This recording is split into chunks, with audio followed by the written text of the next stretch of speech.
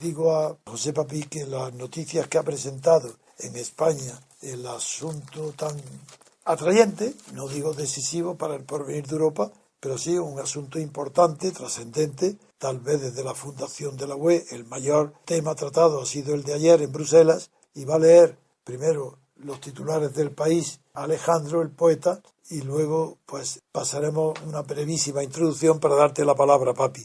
De acuerdo. El diario El País nos ofrece el siguiente titular a 4 columnas. La Unión Europea alcanza un acuerdo para evitar la salida del Reino Unido.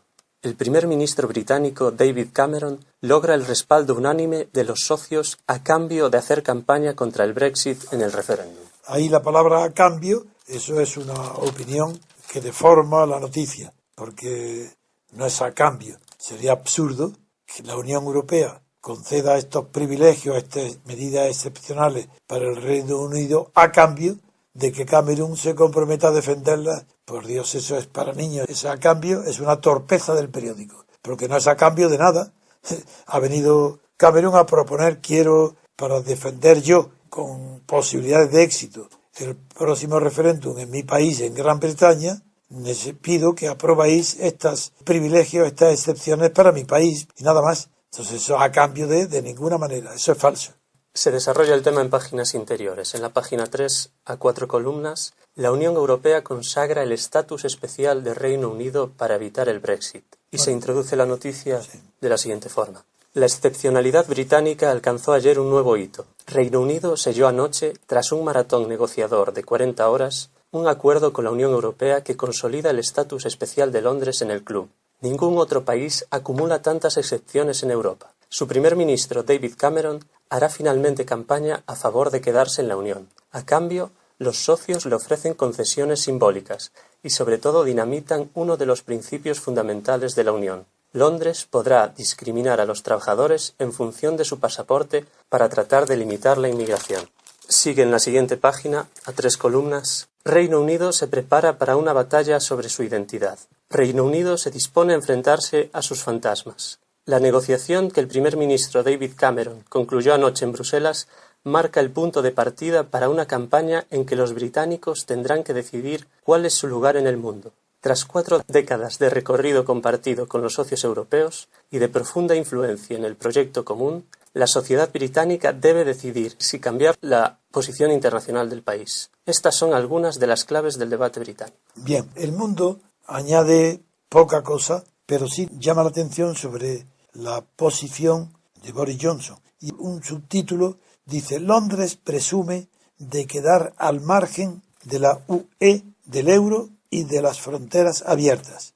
Bueno, como el título es bastante exagerado, porque hay una parte de verdad, pero el título en sí mismo no es cierto. No es que Londres haya decidido y esté presumiendo de algo que todavía no ha conquistado, pero se refiere a una interpretación un poco sesgada de las declaraciones que ha hecho a la BBC Boris Johnson, el célebre alcalde de Londres, en las que dice de verdad, claro, entrecomillado, no hay que tener miedo a salir de la UE, pero de ahí no se puede deducir que es que presuma de quedar al margen de la UE. Eso todavía está por ver, porque como dijo ayer nuestro corresponsal en Bruselas, hasta que no termine la negociación de Cameron en Bruselas, pues Johnson no se va a pronunciar. En fin, tienes la palabra, si eres tan amable, para explicarnos en qué ha consistido la esencia de los acuerdos de ayer en Bruselas, y dejamos para cuando termine también para ti la pregunta de la postura más intransigente de Austria respecto a la inmigración y el problema con Turquía. Lo dejamos para la segunda parte de tu intervención. Así que puedes empezar con la primera parte comentando las noticias que te ha leído Alejandro en El País y esta de Londres de Boris Johnson.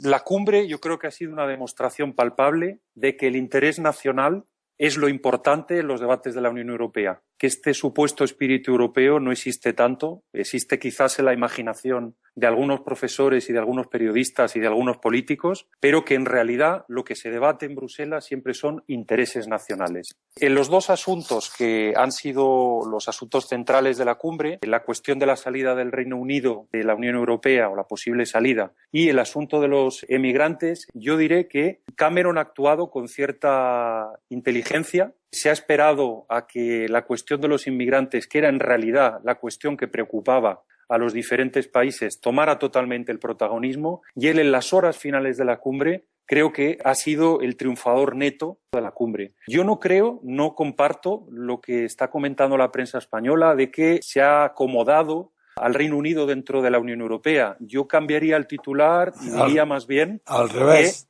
que la Unión Europea ha cambiado un poquito ayer.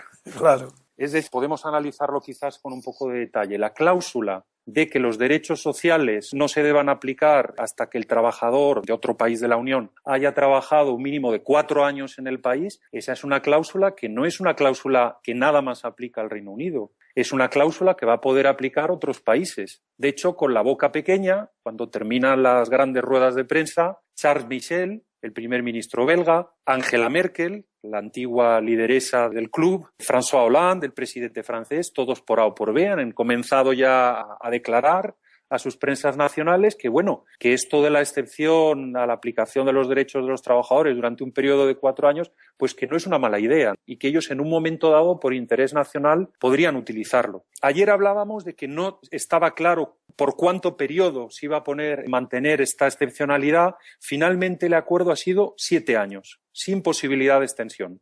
Para que las cifras las tengan nuestros oyentes, la Comisión Europea proponía 4 años extensibles en 2 periodos de 2 años y 2 años. El señor Cameron entró en la cumbre proponiendo 7 años y 2 extensiones de 3 más 3 años. Y el resultado final ha sido un periodo único de 7 años en el cual se puede exigir que el trabajador trabaje durante 4 años antes de poder recibir derechos sociales. Este es un cambio que modifica la Unión Europea como es hoy. Otro cambio que también ha modificado la Unión Europea que teníamos hasta ayer es que los países que están fuera de la eurozona van a poder, no sé si utilizar la palabra veto, porque todavía no conozco la letra pequeña, pero van a poder paralizar o van a poder poner obstáculos a que los países del euro tomen decisiones que les puedan afectar a ellos. Es decir, una serie de países, por ejemplo Suecia, Dinamarca, el propio Reino Unido, les molesta que la Unión Europea vaya siempre detrás de las decisiones del grupo euro. Entonces han conseguido también un cambio en la manera actual de funcionar de la Unión Europea, que va a ser que estos países, cuando una decisión del grupo euro les pueda, afectar a su economía nacional, al funcionamiento de su propia moneda, ellos van a tener la palabra en la mesa y van a poder llegar incluso a un veto. Este es un cambio también muy importante, que yo diría que modifica lo que tenemos hoy. Para que los oyentes vayan teniendo ideas claras, se puede decir que la reunión en Roma de los 6 fundadores de la Comunidad Europea fue un alarde anterior a la reunión de ayer para limitar las aspiraciones de Cameron y que luego ha quedado en agua de borrajas, o es al contrario, que con esa decisión se permite o han permitido que este acuerdo con el Reino Unido pueda extenderse en el futuro y se acojan a estos beneficios nacionales otros miembros de la Comunidad Europea. Claro, es lo primero que ha dicho usted, don Antonio. David Cameron le acaba de demostrar a la Unión Europea que si se viene con una idea clara y, como decía usted el otro día, con algo de personalidad, ahora mismo el grupo fundador no está en mayoría. Lo lamentable es que no haya unas figuras políticas de cierta talla, de cierto nivel, que aprovechen esta situación para transformar el club en algo muchísimo más útil para el ciudadano europeo. Y se puede quedar resentida el condominio franco-alemán en la política interna de la Unión Europea. Se puede quedar resentida por este acuerdo para favorecer que Cameron defienda la continuación de Reino Unido en Europa. Yo creo que sí. Yo creo que por primera vez se ha demostrado que hay que dejar de tenerle miedo al eje franco-alemán. Es decir, ha venido un primer ministro con unas ideas claras y ha podido con todos. Yo creo que ha habido países que han tomado muy buena nota, tanto en el norte de Europa, el grupo nórdico, bueno, Italia sobre todo. El grupo de Visegrado también, Polonia. Pero Rajoy parece que no se ha enterado. Bueno, Rajoy, como siempre, lo han tenido en una salita con un periódico esperando mientras los que tenían que decidir decidían. Él mismo creo que ha protestado, ¿no?, en la prensa nacional, que ahora le hago caso a don Antonio y me leo por lo menos los titulares. Claro. Y sí que he leído esta mañana, no recuerdo en qué medio, que Rajoy estaba molesto porque lo tuvieron 11 horas sentado en una sala y pues él no sabía quién iba. Tiene suerte que no lo metieron en un congelador o en el frigorífico. Bueno, tengo entendido que se fue a tomar unas patatas fritas, ¿no? Para entretenerse. Bien. Entonces, vamos a ver. La Realpolitik, no sé si el término le gusta a don Antonio. Sí, la política de realismo, que en realidad no significa eso. La Realpolitik es cinismo, porque toda política que no sea realista sería una fantasía, sería un engaño. Pero la palabra Realpolitik en alemán ha quedado consagrada como sinónimo de cinismo político. La Realpolitik es el abandono de todos los ideales para gobernar por puro oportunismo. Y eso afecta a todos los gobiernos europeos. Exactamente. Y creo que usted con la palabra cinismo lo está definiendo perfectamente. Ahora mismo, el club, que es la Unión Europea, no se puede permitir que un contribuyente neto tan importante a los programas y a las ayudas de la Unión Europea se marche.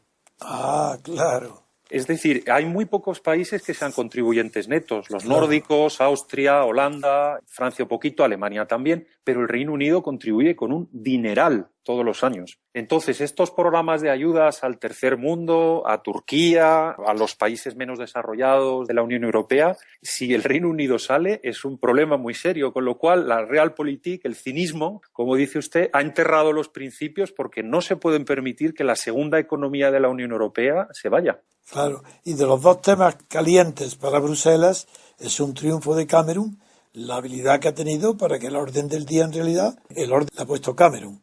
Sí, bueno, evidentemente yo no sé si tenía un acuerdo secreto con los austríacos porque el tema con el que comenzaba la agenda era la cuestión del Reino Unido y al mostrarse ese desacuerdo tan importante a partir de que tomara la palabra Austria y dijera que de respuesta europea conjunta a los refugiados nada y que ellos iban a poner un límite del número de refugiados que podían entrar al día y que el interés austríaco nacional iba por delante, eso secuestró todo el primer día de trabajo porque todos los trabajos se concentraron y los debates sobre la cuestión de los emigrantes, donde, por cierto, no ha ocurrido nada. Se ha dado una patada hacia adelante, lo podemos comentar luego más adelante. No, es la segunda parte, claro. Ellos han dado una patada hacia adelante y han convocado una nueva reunión en el mes de marzo, invitando a Turquía, que vamos, ya ha quedado palpable, claro, en los debates, que es el país con el que hay que hablar para que el flujo de refugiados se pare. ¿Ha habido alguna modificación con la provisión de los 3.000 a Turquía?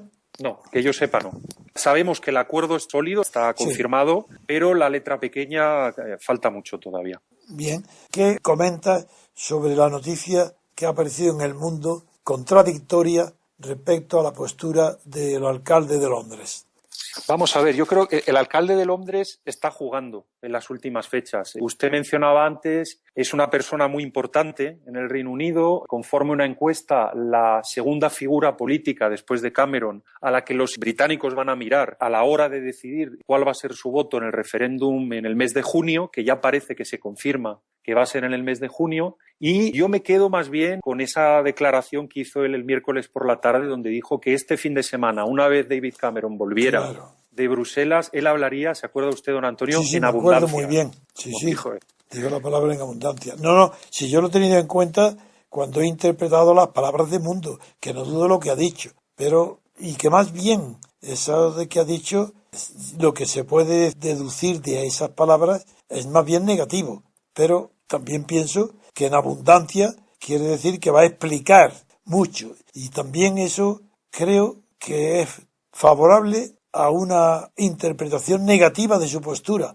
porque ahora, a partir de este momento, para una persona que aspira a liderar, a ser el nuevo líder después de Cameron del Partido Conservador, para hablar en abundancia, tiene que convencer por qué tiene una postura diferente a la de Cameron. Es decir, yo creo que esas palabras presagian que el alcalde de Londres va a tomar una postura negativa, distinta de la de Cameron. Pero me puedo equivocar, naturalmente, siempre que hago estos análisis, digo el valor que tienen. Este es un valor psicológico que deduzco de que ha dicho en abundancia. Y en abundancia es que hace falta retórica. Si fuera para apoyar a Cameron, no necesitaría esa abundancia. En fin. Es difícil preverlo. Lo que sí sabemos ya es que Cameron ha anunciado que el lunes él dará la fecha del referéndum. Una persona que no se ha aguantado y que ya ha hablado en abundancia es el ministro de Justicia británico, Michael Gove, quien ha dicho directamente que él va a votar que no, que él va a votar por la salida del Reino Unido. ¿Y esos diputados son numerosos también los que van a votar que no? Bueno, hay un grupo De conformado... Tory, hablo de los conservadores. Sí, de conservadores. Hay un grupo incluso conformado en Internet que ya están haciendo notas de prensa y exhiben una serie de mensajes a la ciudadanía. Pero vamos, la primera figura importante que ha dicho que está en contra es su propio ministro de Justicia. Sí. Por contra, la ministra, una mujer de Interior, que se llama Theresa May, sí que ha anunciado también ayer que ella está 100% a favor de lo que trae Cameron de Bruselas. Entonces, el propio partido Tory se está rompiendo en dos. ¿Hay alguna encuesta última, muy reciente o no? Sí. Hay encuestas. A ver, háblanos de ella. Ahora mismo, es decir, había 5 o 6 puntos en los cuales estaba por encima el quedarse en la Unión Europea y en las últimas semanas se han juntado. Todavía el quedarse está ligeramente por encima, pero hablamos de un punto porcentual. Sí, muy que poquito. Eso ya son... Empate técnico. Absolutamente. Es un empate absoluto el que hay ahora. Y el número de indecisos es importante, evidentemente. ¿La UKIP crece o no? Es que la UKIP tuvo una jugada muy inteligente en las elecciones el señor Cameron, porque prometiendo el referéndum le hizo el sándwich a UKIP, porque esa era la principal propuesta de UKIP, del Partido por la Independencia. Entonces, ahora mismo la UKIP, pues el Partido Conservador Británico, en determinada medida ellos han asumido, como ha pasado tanto con los países en el norte de Europa, que determinadas posturas de los populismos han pasado ya a los partidos normales, ¿no? Ellos los han asumido para no perder votos. Cuando la calle hablaba de una determinada manera, han preferido adoptar ese mensaje y conseguir que capas importantes de los votantes no se les marchen. Sí lanzo un aviso a navegantes por un tema que me llegó ayer en una conversación privada. Ustedes saben que la Unión Europea trabaja por septenios en la cuestión financiera.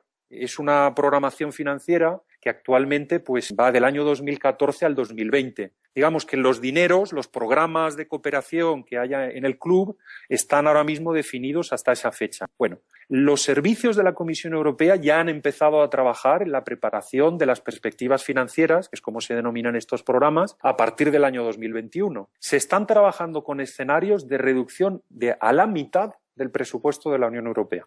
Como usted sabe que la hegemonía técnica que hay dentro de los servicios de la Comisión es la franco-alemana, esa hegemonía está trabajando ya en la línea de que la Unión Europea va a tener una importancia económica financiera menor dentro de 5 años de la que tiene ahora. Y eso es un detalle importante porque los servicios técnicos ya están trabajando en esa dirección. Sí, también es importante señalar, que tú lo verás mejor que yo desde ahí, que dentro de la propia Alemania acusan el golpe y la pérdida de poder de Merkel en el resto de la Unión Europea. Por ejemplo, el Frankfurt Allgemeine Zeitung, en un titular grande, dice: Europa ha dejado abandonada a Alemania. Esto es muy significativo, ya no es Merkel solo.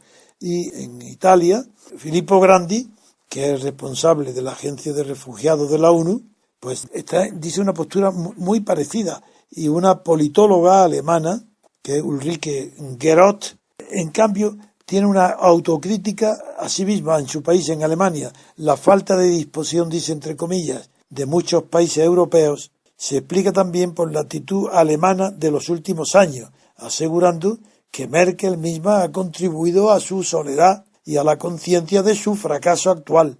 Porque claro, los dos países que hasta ahora seguían incondicionalmente a Alemania, como tú sabes, pues era Suecia y Austria. Austria ya ha hablado de ella. Y Suecia, pues también creo que está tomando unas posiciones distintas de las alemanas. Sí, señor. Entonces, esto creo que es también de muchísima importancia que los españoles lo sepan, que nuestro pobre representante allí pues está tomando patatas fritas porque no lo hacen ni caso. Eso es lo triste, don Antonio, que los líderes de la Unión Europea, bueno, líderes, los jefes, como dice usted, por lo menos las 2-3 últimas semanas han estado trabajando.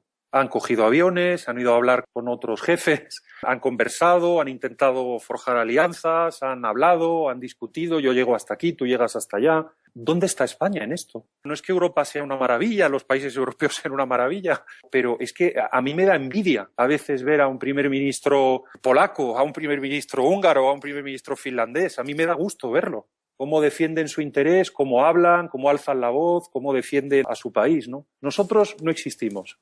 ¿De acuerdo? La situación que la podemos resumir en: 1. La batalla política. De la situación del Reino Unido depende exclusivamente del resultado del referéndum. 2. No ha habido ninguna concesión a Cameron a cambio de que éste defienda el referéndum. Eso es una interpretación infantil. 3. Alemania ha quedado sin influencia notoria, ha perdido la hegemonía dentro del continente europeo, lo cual no quiere decir que la haya perdido para siempre Alemania. Una cosa es Merkel, otra es Alemania. El peso de Alemania sigue siendo el mismo con Merkel y sin Merkel. Y cuarto, ahora hay una desorientación en cuanto a la política migratoria provocada por la firmeza de Austria, que ha aplazado todo el problema por la habilidad de Cameron de haber concentrado toda esta reunión para resolver su problema político interior en el Reino Unido. ¿Puede ser ese el resumen? Pues se puede decir más alto, pero no más claro.